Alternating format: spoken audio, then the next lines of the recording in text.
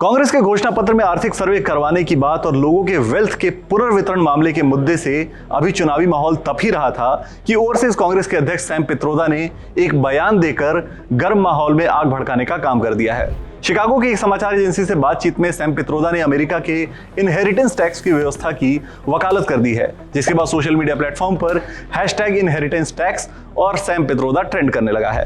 इस बयान पर पीएम मोदी और गृह मंत्री अमित शाह ने कांग्रेस को घेरने में कोई कोर कसर नहीं छोड़ी है। पीएम मोदी और अमित शाह ने क्या कहा है आपको बताएंगे, लेकिन पहले आप जान लीजिए कि सैम पित्रोदा ने क्या कहा था। Let me tell you, in America, there is an inheritance tax. Now that's an interesting law. It says you in your generation made wealth. You are leaving now. You must leave your wealth for public. Not all of it, half of it. Which to me sounds fair. दरअसल America के कुछ राज्यों में inheritance tax की व्यवस्था है। हर राज्य में टैक्स की अलग अलग दर है, लेकिन केंद्रीय संपत्ति कर जोड़ने के बाद यह टैक्स 36% तक चला जाता है। यानी अगर किसी के पास 1 लाख रुपए की संपत्ति है तो उसका 36% हिस्सा सरकार के पास चला जाता है और बाकी का बचा हुआ हिस्सा उत्तराधिकारी को मिलता है। इस टैक्स व्यवस्था को सैम पित्रोदा ने अच्छा बताते हुए 55% तक टैक्स की बात कर दी, जिस पर छत्तीसगढ़ की एक चुनावी रैली में पीएम मोदी कांग्रेस पर जमकर बरसे। आप जो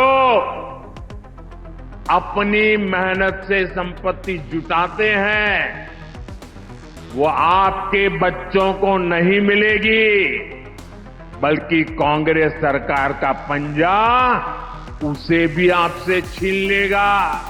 कांग्रेस का मंत्र है कांग्रेस की लूट, जिंदगी के साथ भी और जिंदगी के बाद भी।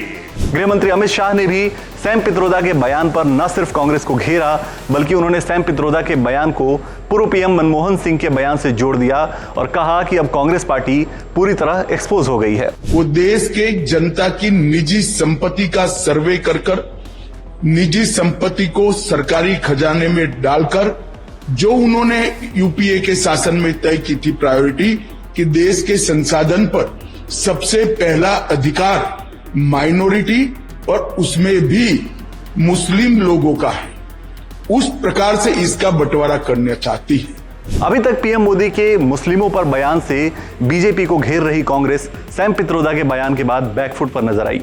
कांग्रेस की तरफ से सफाई देते हुए जयराम रमेश ने ट्वीट कर कहा कि पित्रोदा जिन मुद्दों के बारे में बोलने की इच्छा रखते हैं उन पर वो स्वतंत्र रूप से अपनी राय रखते हैं। जिस विषय वो समझते हैं महत्वपूर्ण होता है उस पर वो अपनी राय जो है स्वतंत्र रूप से देते हैं, खुले रूप से देते हैं और बात करते हैं। इसका माने ये नहीं है कि जो वो कहते हैं उससे इंडियन नेशनल कांग्रेस सहमत है।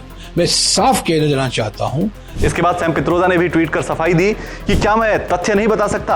मैंने कहा कि ये ऐसे मुद्दे हैं जिन पर चर्चा करने की जरूरत है। इसका कांग्रेस सहित किसी भी पार्टी की नीति से कोई लेना देना नहीं है।